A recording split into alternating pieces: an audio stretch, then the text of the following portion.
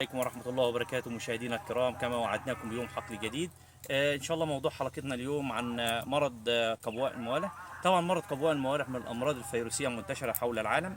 مرض قبواء الموالح بيأثر على محصول الموالح بنسبة عالية جدا. فأثبتت الدراسات أنه بيأثر على الموالح هنا في مصر بالنسبة للمحصول في حوالي نسبة 30%. طبعا الفطر المسبب اسمه سيتراسيروس فيروس، دي الفطر اللي هو مسبب مرض القبواء. طبعا قبواء الموالح لها 5 أطرزة. هنتكلم عن الطراز الأول اللي هو الإيه، اللي هي قبواء الموالح العادية، وعن البي اللي هو حرف البي. هنتكلم عن قبواء الموالح الحلقية، وهنتكلم في عندنا الجيم اللي هو الطراز جيم، طبعا قبواء الموالح اللي هي التجاويف التسمغية.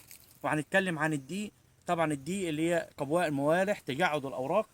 وهنتكلم عن معانا الهيه كمان.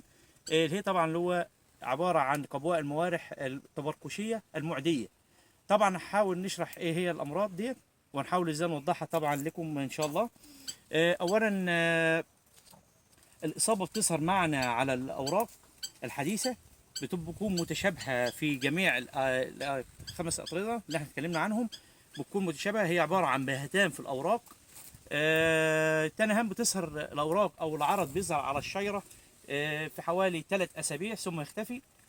بعد ذلك بيظهر العرض على الشجرة، ممكن يستمر معانا حوالي 6 سنوات لظهور العرض على الشجرة.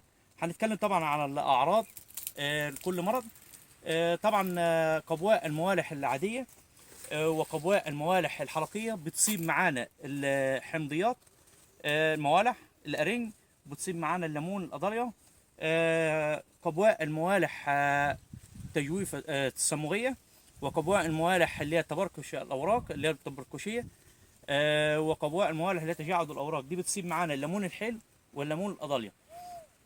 طبعا هنا الاعراض معانا بتظهر على السقان. طبعا لو اتكلمنا عن السقان، طبعا قبواء الموالح العاديه بتظهر عباره عن انتفاخات او تورمات في افرع النبات. ممكن بتظهر هنا في الافرع دي. طبعا احنا الشجره هنا ما فيش فيها اي اصابه هنا لقبواء الموالح العاديه. بتظهر انتفاخات او تورمات على الجذع وعلى الافرع.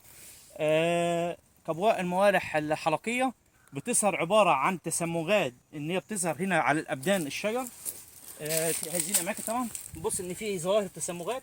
طبعا احنا هنا عندنا قبواء الموالح هنا مؤثره هنا معانا على اللحاء الخشب للشجره.